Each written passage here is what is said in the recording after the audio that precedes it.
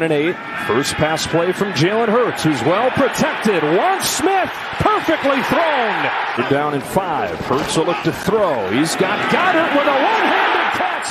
Bayless Goddard in. Big deal with their success down here. Bubble screen. Devontae Smith got a block, got a touchdown. Play in both games in this playoff run. That ball is picked off. James. It's been a giant killer in his career, trying to do it to him one more time. Second and goal. A juggle of the snap. Hurts found it, and there's the end zone ahead for another Philadelphia touchdown. To see the division back to where it is this year. Gainwell trying to get around the edge, and Kenneth Gainwell explodes all the way for another touchdown. Moves over 100 yards for the day in style. They did not, and it should only get better. And the big news for me. Welcome to the AATBirds postgame show. And welcome to the AATBirds postgame recap. Hey, on to the NFC Championship game. Eagles dismantle the Giants 38-7. It's 38-7 time. You want to give it's Philly time. All this stuff is just what an unbelievable win. The Giants fans can all go crying. Maybe they had fun at their Xfinity Live party or whatever they had. Their Giants takeover. It looked like they had one spot in the parking lot. So not sure what they were taking over, but joined by Kendall as always, Johnny U9322, K-Beck Eagles. Chip will be joining us in a minute, but hey, Eagles get the win and do it handily. Bro, what a dominant performance. The team was well coached. They pretty much came out flawless. I mean, defense came out pinning their ears back. Secondary played great. Steichen's first 10, his whole game plan was really just, I'd say, well coached. Obviously a pretty run heavy game plan, but that's what you got to do. You got to do what's going to work in the playoffs, and you don't need to force anything. And if you can run down their throats, run for 260 plus yards. And so, I can't ask for a better performance, and you can only hope it continues in the playoffs. No, and it was an absolute flawless performance. Defense, offense, even special teams. Brett Kern, I know you and I went back and forth a little bit about, his punting, kind of being a little bit nervous with what he was going to show you. He played great last night. He had a couple that he didn't have that. He didn't have a long punt, only 43 average, but he had a couple down inside the 20, inside the 10, a couple. So I think he had 2 inside the 10. Yeah, so he did his part. The team did their part. They were able to start it off fast, get the ball, go down, start 7-0, and then get the ball back because of Hassan Reddick and the absolute domination that he does. Game wrecker. The offensive line, an absolute game wrecker. Exactly. And, he doesn't get enough pub that he should with what he does on the field. And maybe now he'll start to get a little bit with the national games the next couple of weeks here. But absolutely flawless performance from everybody. And even the injured guys. Josh Sweat was in the backfield numerous times. And Josh is playing so good too. Those two are just a great duo. Yeah, and then you look at a guy like Lane Johnson from that injury, and Kayvon Thibodeau, you really didn't hear his name. And no, there's points in the game there he was getting frustrated, and you see him not even giving that extra effort to get to the play. He's just like stopped. And Lane Johnson was doing his part, and it's absolutely great to see him. And then the whole team as a whole. I can go so many different ways and seeing what they did great. But I'll bring Chip in here. But we're kind of talking about the game. So what's your little take? Gosh, it was an enjoyable game to watch. It was so swell. I think the thing that for me that I enjoyed the most, and I feel like we talked about this on Wednesday, was the fact that there was a lot of conversation this entire week about how great this Giants team was and how this was going to be a struggle for the Eagles because they were a soft number 1 seed and they had this injury here. The Giants played against a bad Minnesota Vikings team. When we played them at, perceived full strength with our team, and I guess maybe they were missing 1 or 2 starters on defense, we absolutely whooped them. We had a mediocre game plan in week 18, and we still won. This was the Eagles firing on all cylinders. This was the Eagles playing calm, cool, collected. It was Jalen Hurts being Jalen Hurts with no limitations. It was the offensive line dominating. It was the defense flying around all over the place, hitting people, doing their jobs. It was good game plans by Steichen and Gannon and Sirianni. There was a swag with, Reed Blankenship going under center. I mean, this team played from start to finish. And that's the other thing. We've talked a couple times on this show about how the Eagles had yet to play kind of like a full 60 minutes. They didn't stop. Even when the subs went in, they just kept dominating and dominating and dominating. This Eagles game was exactly what it was supposed to be when you're the number 1 seed and you go against a bad team in the playoffs. And the thing about it, I do want to bring up this. I know last episode we talked about the last game. We had a couple of comments saying that the Giants weren't fully healthy because they were missing 3 guys. Well, it really didn't matter. Who cares? If you look, it didn't matter. 38-7. Actually, they beat them worse this time than they did last time. So there's that. Go ahead, Kendall. Speaking of like the guys playing, finishing the game, playing until the end. How about Lane Johnson? Not only going out there and playing with that, injury, but playing pretty much the whole game. And that's a huge sigh of relief for the whole team, for the whole fan base. He's the best tackle in football. And, without him, this offense is not the same, Right. You gotta have running backs, chip block, or, you gotta change schematically some things. And to have him out there play as long as he did, it's a big sign moving forward. And if we can have him, going into the championship and potentially into the Super Bowl, that puts a fear onto defenses. And, this team is still healthy. Yesterday, no major injuries, none. Nope. That's huge moving forward. So, And even the one play yesterday that wasn't great, right? The sack on Jalen Hurts. It was a broken play. So it wasn't a breakdown in the offensive line who was just absolutely dominant. It was Miles Sanders lining up on the wrong side, Jalen Hurts going to the wrong side, Miles Sanders having to cross in front to pick up a block around Jordan Mailata. It was just a broken play. And it didn't even hurt them. That one play still didn't even hurt them. The Eagles showed. And the other thing that I liked is that we talked about game planning a lot, and they had to execute a good game plan. The Eagles have a quarterback with a weakened shoulder. And I won't say a weak shoulder. I won't say a shoulder injury. I'll say a weakened shoulder. Did they go out and have him throw the ball 45 times yesterday? No. They relied on the run game. So they didn't, like you saw the Bucs with Tom Brady, and he threw the ball 66 times. And you saw with Roethlisberger years ago in the playoffs and surgically repaired shoulders and elbows, and he would throw the ball 50, 60 times. They did not do that to Jalen Hurts. They let Jalen be Jalen. He picked his spots. And even when he did throw the ball, he threw a good ball. The throw to Devontae Smith, the one-handed catch by Dallas Goedert, who did not have a bad drop yesterday. Great job by Dallas Goedert. I'll be the first to say it. But again, he looked good, and they didn't ask him to do too much, which was huge. And they also think about the first play, the second play of the game where they go deep to Devontae.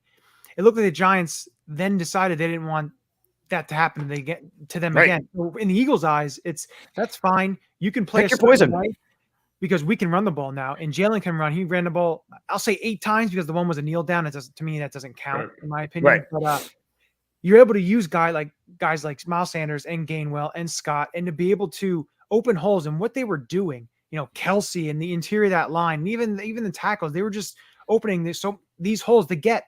Even when it was Miles Sanders, even when they was bottled up at the line of scrimmage, he was able to get 2, 3, sometimes 4 yards, and that makes so much of a difference when you're staying ahead of the chains in the offensive game plan, especially with this type of offense and these type of big games. When you're not getting in too many deep third and longs, and you're in third and manageables with this offense, with Jalen's legs, and with the multitude of weapons that they have on the field, to me, it showed you what kind of a game plan that they can put together. And all this talk the last couple of weeks about the coordinators and how they were, all this malarkey that they're speaking on the radio or whatever it is, other podcasts, everything like that can be put to bed right now, because they went out and they played a flawless game, and they were able to game plan for this Giants team that they've seen twice now, once with the starters, once without, and able to execute what they wanted to do. But I think the thing that you have to have the conversation about, and I know at some point it's got to happen, right? You had 2 games yesterday. You had 2 number 1 seeds playing against teams coming into their stadiums. The Jaguars gave the Chiefs a fight, right? And you can say that it was because Patrick Mahomes was hurt, but the Jaguars gave the Chiefs a fight. The Eagles did not let up at all. You had Kenny Gainwell running over 30 yards for a touchdown against their backups, or against their starters with our backups. The Eagles have been, since the beginning of the season, the best team in football. And I do not know what more else they can do other than hoisting a Lombardi trophy for them to finally start talking about the Eagles that way, as opposed to, well, gee golly, I'm just sure glad that the Eagles snuck into the NFC playoffs.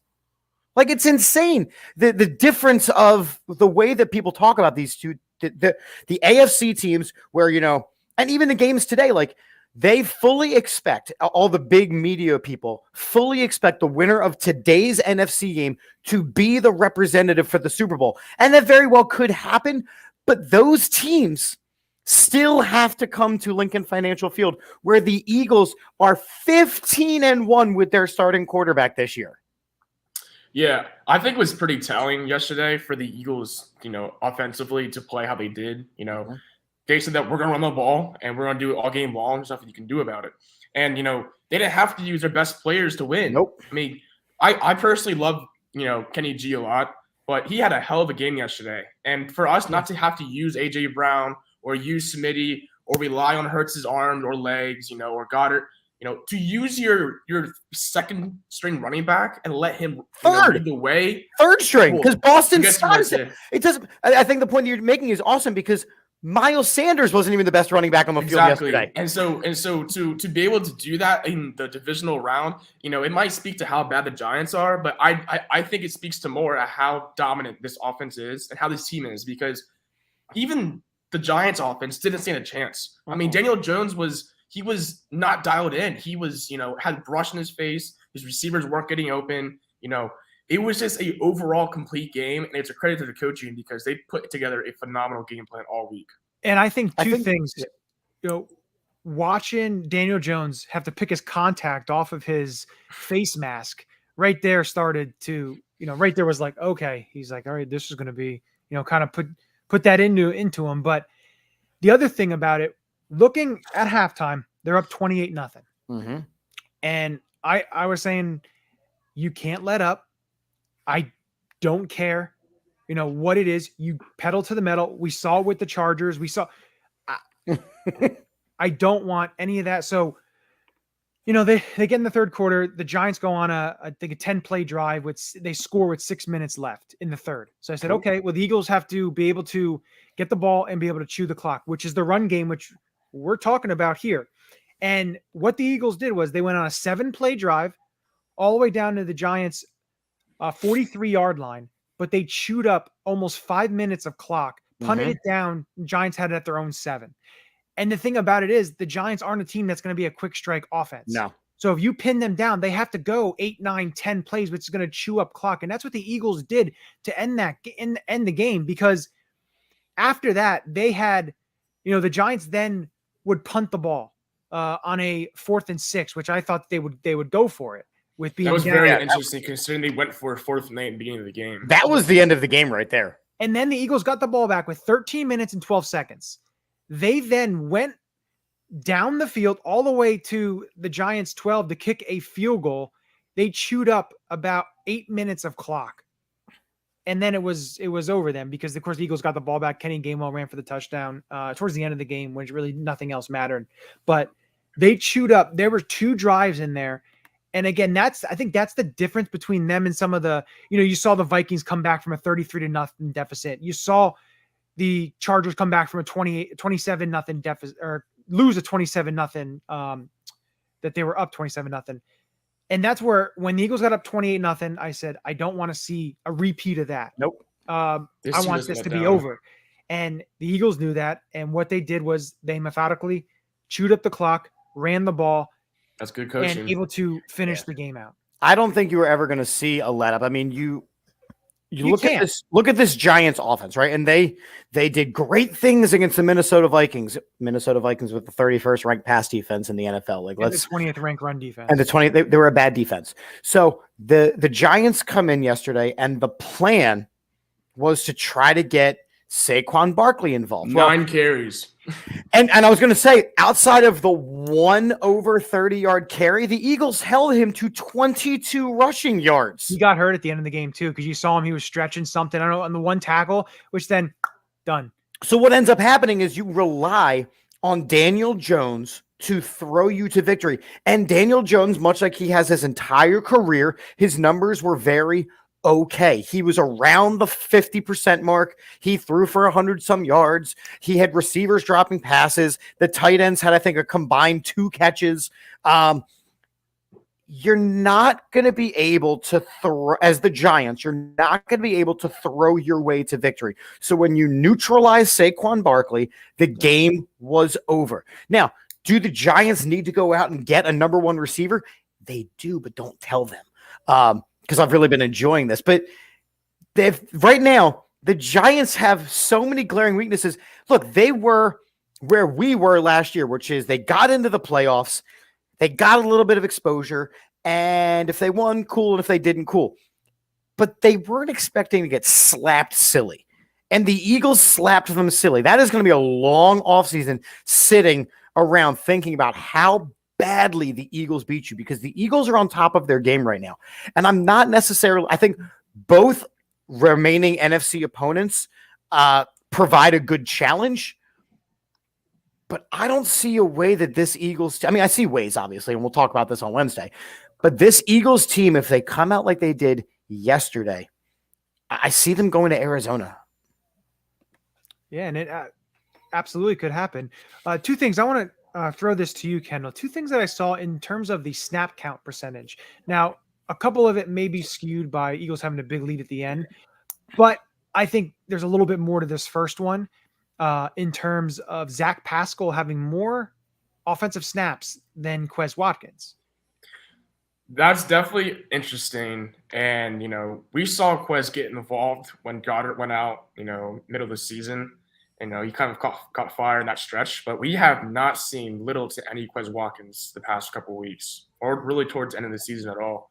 And I actually do think it does have much to do with the blowout. I think Zach Pascal just brings more to this team overall as a receiver than Quez does. His blocking.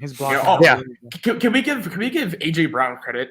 His stats. We not see it, dude. His blocking last night was phenomenal. It was great. The touchdown to Smitty, bro, just bodying dudes, throwing a Dory. And then the one was Gainwell on the edge. Yeah, just tossing Dory Jackson again. Like, AJ Brown's blocking is phenomenal, and he doesn't get enough credit, and that doesn't show in the stat sheet. But to answer your question, I think it's just Zach Pascal being the better overall receiver. Now, I think better being the better overall receiver, but also being kind of the more experienced. Where, look, Quez Watkins is going to be a good player in this league. But he's had some pretty big mess ups during the course of the season, whether dropping passes or whatever it is that he's doing. And I think that you just needed some veteran presence there last night. And because it was a run heavy game, Zach Pascal is the better blocking back. Now, I think if you have a pass heavy game, I think you see more Quez Watkins, but I'm actually not even worried about the snap counts, because you could say that, Miles Sanders was basically not used in the second half. And I think if you look at this team, they are totally buying into the team mentality. And I think you saw that really at the end of the game. Obviously, it's easier to celebrate when you're winning, but watching Darius Slay celebrate Josh Jobe killing a guy, watching the entire offense and defense celebrating Jordan Davis ripping through single-handedly and blowing up, I think it was Brightwell at the time, or Breida, I'm not sure who it was. Watching this team celebrate one another, you saw Darius Slay wrote something in the Players Tribune. I think it got published yesterday. He loves being a Philadelphia Eagle, and this team loves being in Philadelphia. You got guys saying, just bring me back. Just bring me back. Like, we'll work out the money, but just bring me back. This team has so many 2017 vibes that it's becoming a little bit eerie at this point. Yeah, and the other thing I wanted to mention was the snap percentage of the defensive linemen. Mhm. Not one had over 35 snaps. Beautiful. That's big. Sweat had 34, Legs which was fresh. 60, which was 65% of the snaps. So if you look, so Sweat had the most at 34 snaps. Now Reddick had Yeah, 36, yeah. but I guess you can count him as one of them. So he had the most at 69% of the snaps. You had Hargrave at 31, Fletcher Cox 28, Jordan Davis 19, Milton Williams 18, Quinn 16, Sue 15, Graham 12, Linval Joseph 10. So many bodies, man. And a little bit of that was because of the, at the end of the game being so out, which is fine. But if you're able to rotate those many different bodies in there to do so many different things, it's such a big benefit. And it's what they had in 2017 with the rotation. And, Yep. We talked about getting the two guys, Ndamukong Suh and Linval Joseph, to help spell Fletcher Cox a little bit, to keep him fresh. And he was fresh. He had a sack. He was in there. They're able to all be fresh and they're able to all make plays. Brandon Graham had 12 snaps, yet I know 2 or 3 of them he was pressured. I think he had a sack, and he also had a couple pressures. So he made his 12 snaps count, and that's the big thing. That's a very underrated trait to have. Down late in the season, in the playoffs, offensive linemen or teams are just tired. And when you're deep into a game, fourth quarter, you want to have those fresh legs because those offensive linemen are going to be, wheezing for pain, wheezing for help, and they want to get off the field. But when you got fresh legs coming in, even if it's Robert Quinn or Milton Williams or whoever it is, they're fresh. They're coming off the line fast, and that's exhausting for offensive linemen. And that's a huge thing to have moving forward. Yeah, and you actually heard the announcer say that, it's late in the game and you're bringing in a fresh Ndamukong Suh. I think Howie has built such a good defensive line rotation. And last night, I honestly feel this is one of the first times you really saw it go exactly according to plan, which was, okay, Brandon Graham had 12 snaps. Josh Sweat's counts were lower. Here come Linval Joseph. Here come Ndamukong Suh. Robert Quinn got on the stat sheet. He officially out-tackled Ryan Kerrigan's statistics from last year, didn't he? Johnny, I know you were on Kerrigan watch. Yeah, you just had to do one tackle, basically. And that's all he had. This team fired on all cylinders, and they keep everybody fresh. And the fact that, flipping back to the other side, Lane Johnson played most of the game. Yeah, he was doing it with every couple of steps. He was holding his groin because he has a torn groin. But he goes in and he does the work. Then you have Dillard coming in for Dickerson for a play, and you've got 1,000 pounds on the left side of the line. So what do the Eagles do? They run the ball to the left. I mean, it wasn't like it was difficult. It wasn't like it was complex. They just did what was required of them. And because they executed, they beat up on a team that was never, ever in the same league as the Eagles this season. And then also looking at, in terms of next week, they could potentially be getting one of their best defenders back in Devontae Maddox, potentially, because, and I'll give Gardner Johnson all the credit because he played really well. He was all over the place. I think Williams should play well too. Yeah. And it gives them so many, you talk about a rotation on the defensive line, you get Avante back and you have Gardner Johnson and Reed. You can do so many different things, whether that's Reed coming down to play against the run, whether it's Gardner Johnson playing against the pass. It gives you so many things to do, especially with one of the two teams that are playing today who have a much better offense than the team that the Eagles played yesterday. Mm-hmm. So it gives you another option. It's great to see going into this upcoming week and, just kind of wrap things up here. Our locks, we'll go over them on Wednesday's show. Only one of them didn't hit because mine's the only one that was one from yesterday's game. So, but we'll get into that on Wednesday, whether it's the Cowboys or the 49ers. If it is the 49ers, I will try and get a 49ers guest. I have somebody in mind that's kind of in the wing waiting. So if that is the case, we'll do that. Talk a little Eagles. But it's fun. Victory Sunday. It'll be victory this week. It'll be a nice week. We'll see who the Eagles have to play, whether it's Dallas or the 49ers. But hey, Eagles got the win. They're all in the NFC Championship game. Yeah, I don't think it honestly matters who we play. This team is right now hitting at all the right times. And that's a beautiful thing to say. Yep. And, with that, we always end the show with a very happy and positive and NFC positive. Championship appearing. Birds. Go Birds. Birds. This is Matt Ware. Hey, for all the Eagle content you need, go follow All About the Birds. They do a damn thing. Check them out. Hey, Eagles fans, I may be in Tampa, but I know where to find the best Eagles content out there. Check out my friends at All About the Birds. Philadelphia, what's up? This your boy Freddie Mitchell, a.k.a. Fred X. It's all about the bird. All birds all the time. All birds all the time. All About the Birds provides you with weekly analysis, game recaps, informative interviews, and it's all birds all the time.